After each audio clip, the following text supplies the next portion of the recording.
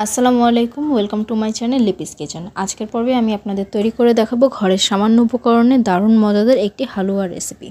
এই হালুয়াটা কিন্তু খুবই নরম তুলতুলে আর খেতেও খুবই মজার হয়ে থাকে। এই শবে বরাতে চাইলে এই রেসিপিটি বাসায় তৈরি করে নিতে পারেন। আশা করি বাসার সবারই ভালো লাগবে। তাহলে চলুন কথা না বাড়িয়ে দেখে নেওয়া যাক কীভাবে এই রেসিপিটি তৈরি করতে হবে। এখানে আমি 500 গ্রাম গাজর নিয়েছি। গাজরটাকে আমি ভালো মতো ধুয়ে এর খোসাটা ছাড়িয়ে এটাকে গ্রেট করে নিয়েছি। এখন চুলাইতে একটি প্যান দিয়ে দিয়েছি। এবার আমি এর মধ্যে দিয়ে দিচ্ছি 2 চামচ ঘি। ঘিটা একটু গরম হয়ে এলে আমি এর মধ্যে গাজরটা দিয়ে দিচ্ছি। এখন গাজরটা আমি ঘির মধ্যে 2 থেকে 3 মিনিট একটু ভেজে নেব। এখন আমি এর মধ্যে অ্যাড করে দিচ্ছি 2টা দারুচিনি আর 2টা এলাচ। বাসায় যদি ঘি না থাকে তাহলে আপনারা গাজরটা তেলের উপরেও ভেজে নিতে পারেন, কিন্তু ঘি দিলে এটা স্বাদটা একটু বেশি হয়, তাই চেষ্টা করবেন ঘি দেওয়ার। এখন আমি এর মধ্যে দিয়ে দিচ্ছি আধা কেজি দুধ।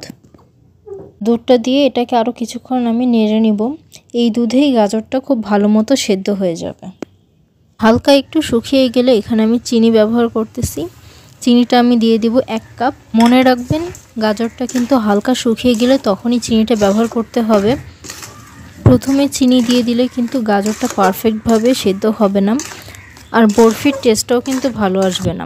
আমি আবারও মনে করিয়ে দিচ্ছি, চিনি কিন্তু প্রথমে একদমই দেওয়া যাবে না।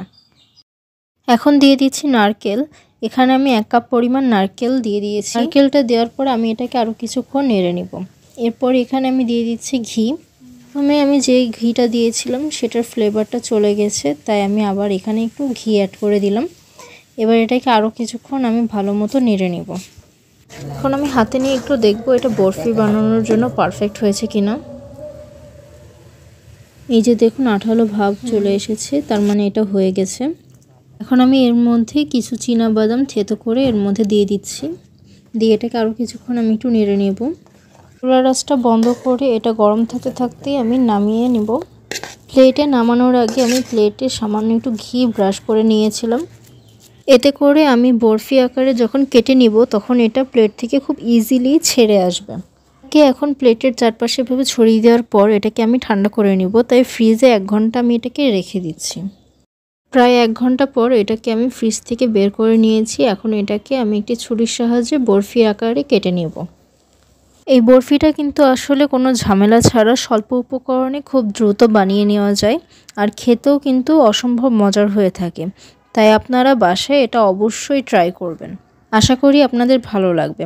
আর ভিডিওর সম্পর্কে কোনো ধরনের প্রশ্ন থাকলে কমেন্টের মাধ্যমে অবশ্যই জানাবেন, আমি রিপ্লাই দিব ইনশাল্লাহ।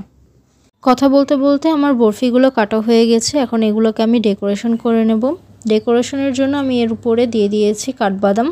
আশা করছি ভিডিওটি আপনাদের ভালো লেগেছে। ভিডিওটি ভালো লাগলে ভিডিওতে একটি লাইক দেবেন, কমেন্ট করবেন, শেয়ার করবেন, আর পেজটা অবশ্যই ফলো করবেন। আর যারা ইউটিউব থেকে দেখছেন তারা অবশ্যই চ্যানেলটা সাবস্ক্রাইব করে রাখবেন। নতুন কোনো ভিডিও দেখতে চাইলে তা অবশ্যই কমেন্টের মাধ্যমে জানাবেন, আমি দেখানোর চেষ্টা করব। আজ এই পর্যন্তই। ধন্যবাদ। আসসালামু আলাইকুম।